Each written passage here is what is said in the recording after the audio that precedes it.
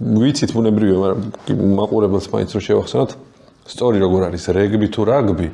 თუ რაგბისტი თუ მორაგბე და ის ვიპოვე რომ თბილისის რეგბის სექცია ყოფილა ადრე რომელიც რაგბის კავშირი. სწორი ფორმა არის რაგბი, სწორი ფორმა არის მორაგბე, როგორც ამობენ, თუმცა ძველი თაობის ხალხი როგორ უნდა მიხვდე რომ ძველი გულშემატკივარია ის სიტყვის რეგბის. თუ ეგ თქვა და ასაკიანი კაცი უნდა იცოდე რომ იმიტომ რომ ეგრე შემოვიდა ჩვენთან, მაგრამ არის სწორი არის რაგბი და მორაგბე. მე სულ რეგბის ხარო ხოლმე რაგბის და ეგრევე მომდის ჩვენი ძალიან მაგარი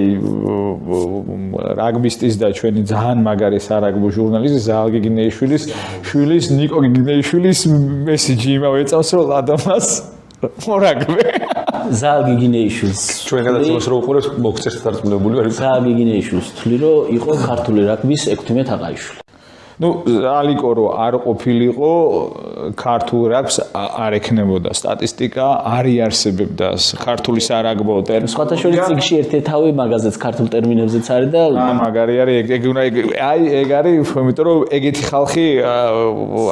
არ ჩანს ხოლმე იმაში და 8 წლი მათი არის მართლა ფასდაუდებელი ესე ხო